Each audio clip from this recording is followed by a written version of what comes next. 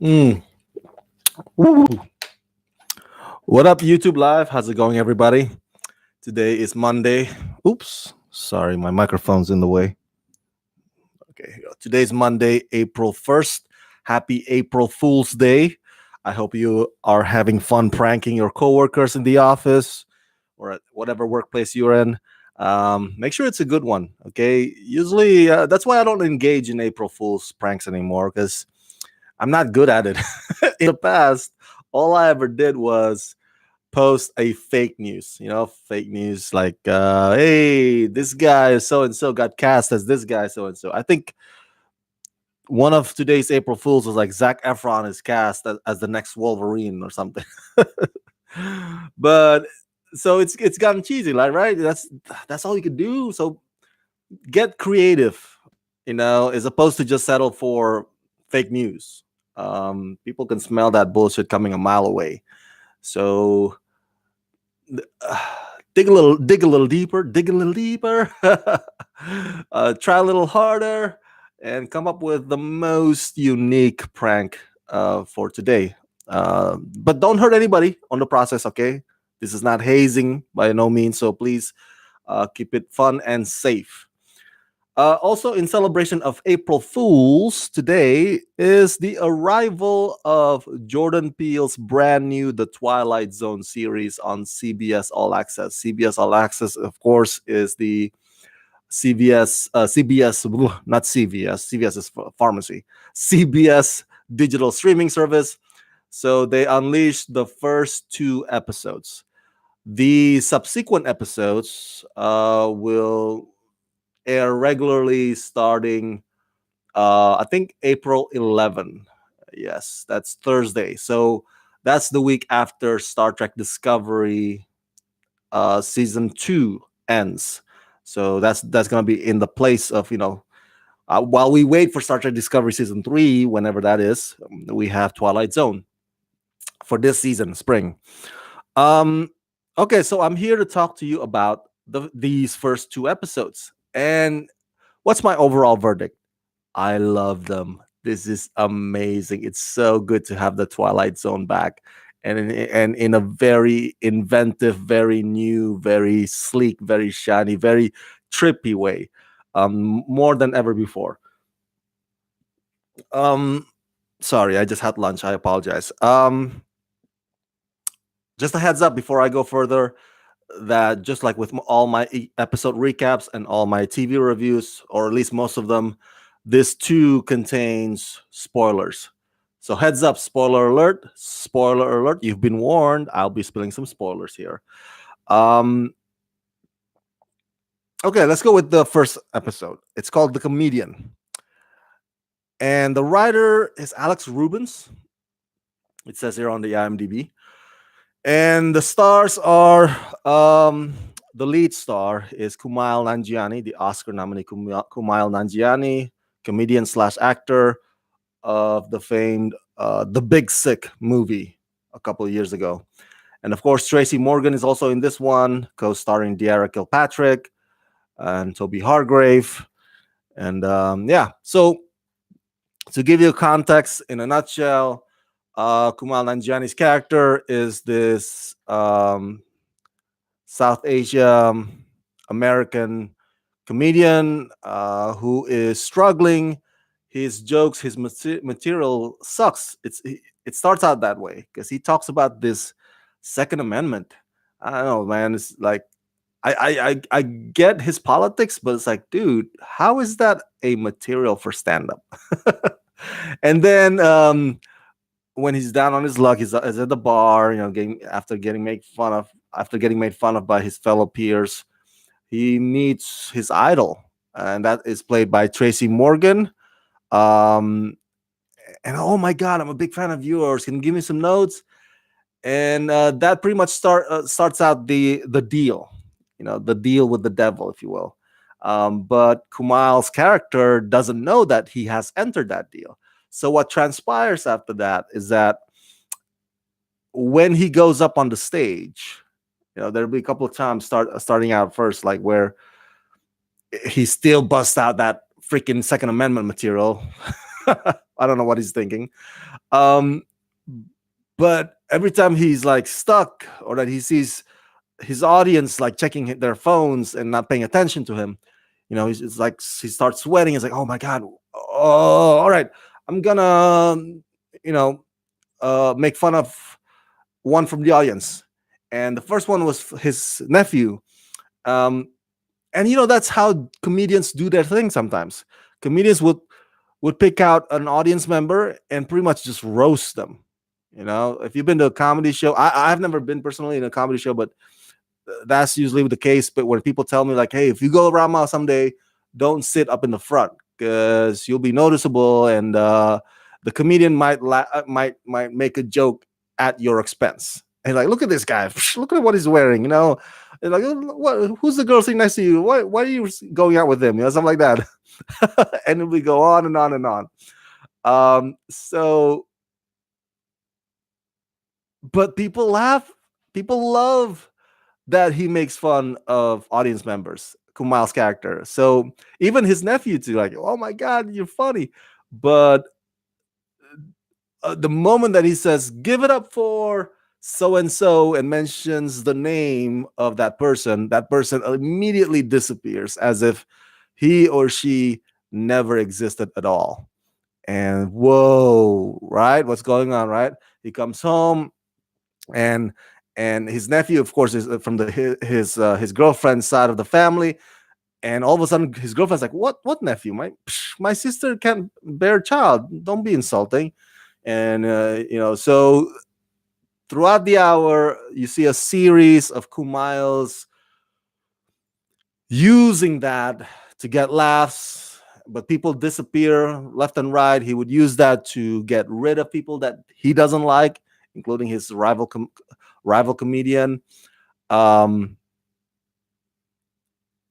and he basically alters the reality of the universe that way. People all of a sudden just like they never existed. Certain accident never happened. Only he would be the one that remembers that they ever existed. Excuse me. And he rises up to success and fame. Everybody's like, oh my god, you're funny, your material's awesome, you killed it tonight, man, you killed it. And it starts getting attention from like top comedians in town. And it gets to the point where it strains his relationship with his girlfriend, because he also alters her reality by making her mentor disappear. She's no longer a lawyer, she's this waitress. And it's like, oh my god, this power that I have is getting out of control. And so it leads to a realization that I hope you will not I hope, I think is very fitting. A realization that I think is very, very fitting. The finale of this episode. Now, I want to say that right off the bat, I find it very impressive, the cinematography in these two episodes. Not just the comedian, but the next one too, Nightmare at 30,000 feet. There's that. I love the close-ups. I love how the dolly moves. I love the fisheye lens, man. It's just so. What's the word I'm looking for here? It's encapsulating. Like it takes you there right into Miles and Adam Scott's faces, and you can sense their paranoia, especially Adam Scott, because his episode is paranoia thriller to the max. But it gets right in there, man, and I love that. And I remember there was the Twilight Zone revival back in 2002, I want to say, right? 2002, with Forrest Whitaker as the host, and that was shitty. I think it only lasted like one season. Not just the stories themselves were bad, but the way the episodes were shot was so bland and so subpar, when during those years television was starting to make a move towards making themselves television shows start to make a move to make themselves look more cinematic, with the advent of The Sopranos and then later on Breaking Bad. So that version was terrible.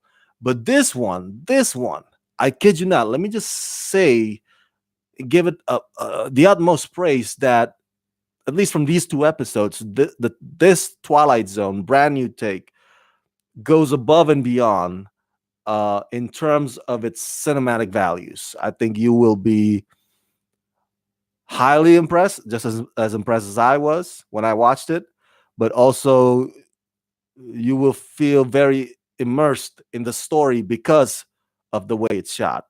So right off the bat, I just want to put it out there that it's just so great looking at pristine, well-made films like these two episodes. Um, the original Twilight Zone, I used to watch it a lot when I was in college because there was nothing to do. And I remember Sci-Fi Channel back in when it was, SCIFI, not SYFY. They would like show Twilight Zone marathon during holidays like President's Day, because they don't have original programming that day. Yeah, President's Day, 24-hour Twilight Zone marathon. The Rod Serling's, the black and white one. July 4th of July, Twilight Zone marathon. So I still remember some of the episodes, man. I love them. Big fan. That one, the Rod Serling, the original one, was only 30 minutes long, even less, of course, with commercials. And this one is an hourly long episode. Um, I don't mind that at all. It just seems a bit time consuming. At least for me, I got a lot of stuff I have to do. I kind of wish that this new take is also 30 minutes long, so it'll go straight to the point, without having to, because especially in this episode, the comedian, we get it, right? The deal with the devil, that means he's gonna enjoy a period of time of success. Um, that could be trimmed down. They don't have to. The writers don't have to, like, okay, let's see him make another joke, or somebody else disappears, somebody else disappears. We get it.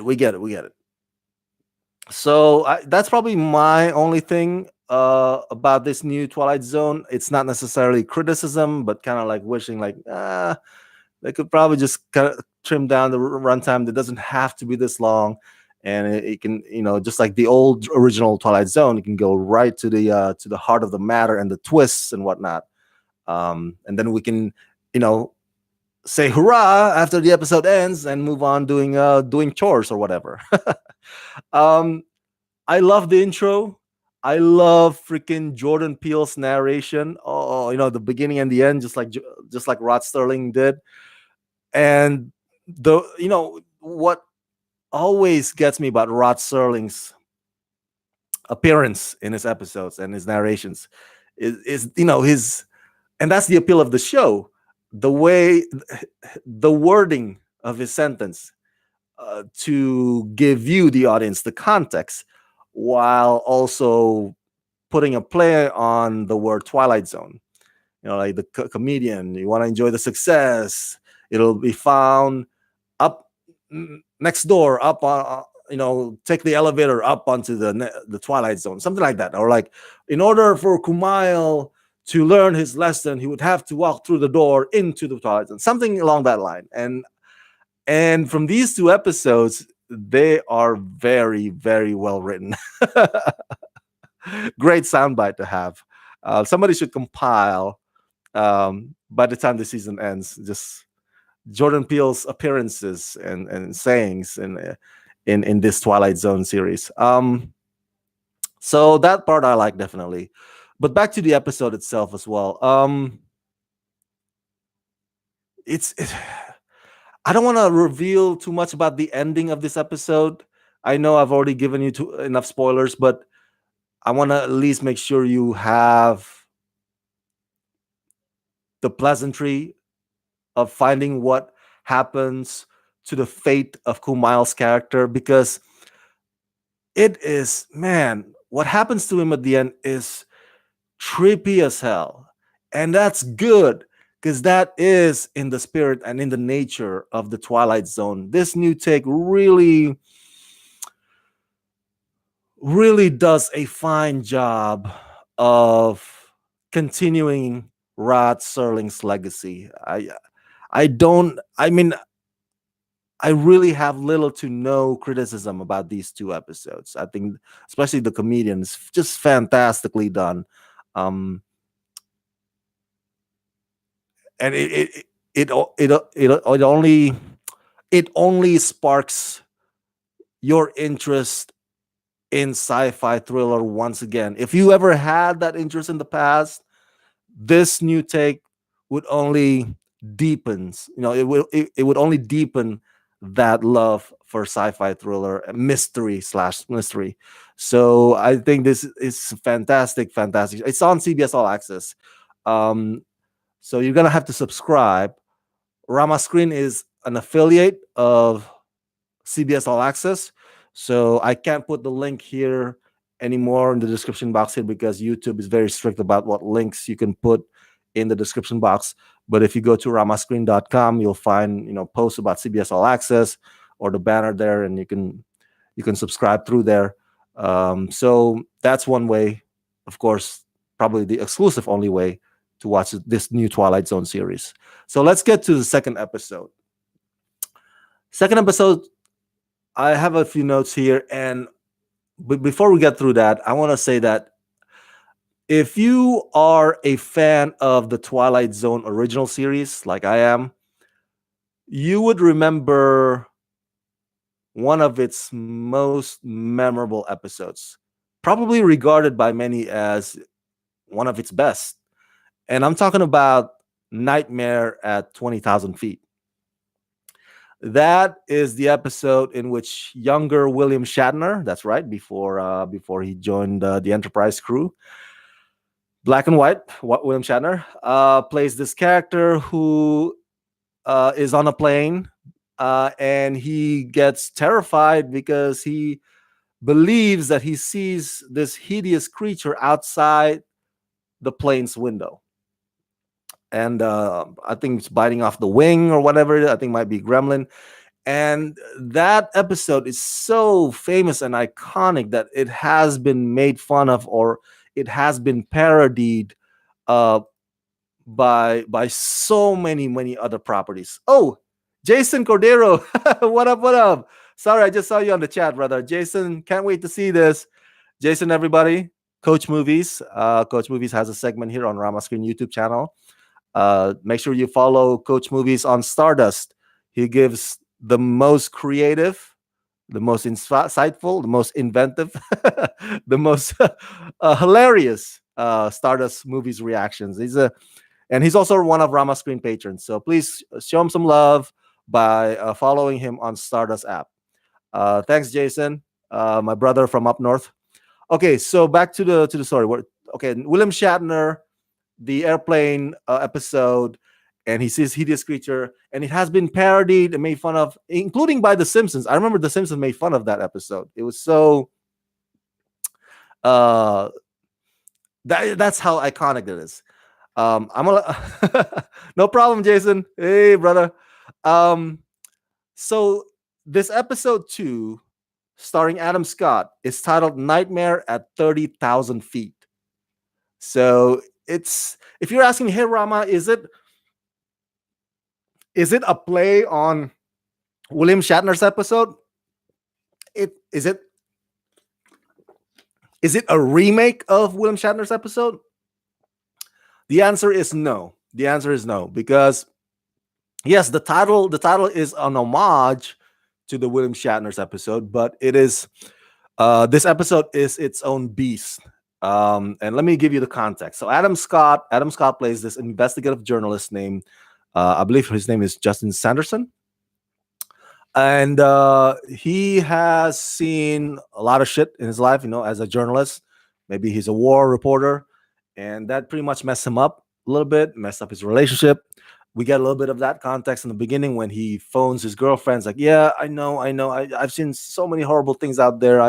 But the past is the past. That's the slogan that keeps coming up in this episode. That's his way of dealing or healing himself. The past is the past. Take a deep breath. The past is the past. So he's gone through some kind of a PTSD. At least we get the sense of that.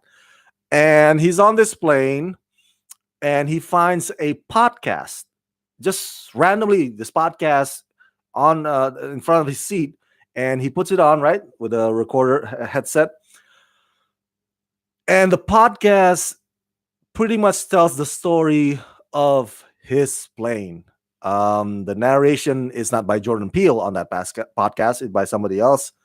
Um, but it's like, hey, this by this hour, by or with less than an hour from now. That's what he says. Less than an hour from now, this plane will disappear. Will never be heard from ever again. And so what transpires, the podcast keeps like referring to different passengers on his plane, and it's like, oh my god, I'm on that plane. I'm on, like, that's the captain's name is Donnelly. The podcast just says Captain Donnelly. So um and then we're gonna be never be heard from again in less than an hour, and unless I do something. So that's the premise of this episode. So what you see throughout this episode is that he kind of follows the clues from the podcast to try to prevent this disaster from happening. But in that process, he disrupts the plane. He annoys passengers. He inadvertently threatens their safety. He's like, no, I'm trying to keep safe. You guys safe. You have no idea. So everybody thinks he's cuckoo for cocoa nut, cuckoo for cocoa puff. He's all nuts. He's like, what the hell? He accuses some guy of being mafia because the podcast says he's a mafia. It's like Russian mafia, and then the Russian's like, no, I'm a soccer player from Moscow or whatever. It's like, so, and during this plane ride, he also befriends this guy played by Chris Diamantopoulos. Chris plays Mo in Farrelly Brothers, the Three Stooges movie a few years ago. And this is the only guy, Chris's character is the only guy who believes Adam Scott's character, Justin Sanderson. It's like, I believe you, man. I believe you. If the podcast says so, that means it's gonna happen. When everybody else on the plane thinks he's cuckoo for Cocoa Puff. So that's the premise of it. I don't want to reveal what happens at the end, but it is an interesting homage, right? For those of us who are fans of the original series, we're like, oh, the title Nightmare on a Plane, freaking William Shatner, of course. You gotta pay tribute somehow. So, but it's not an imitate. It's not a reenactment, not a reboot in any sense. It's just paying homage to that iconic episode.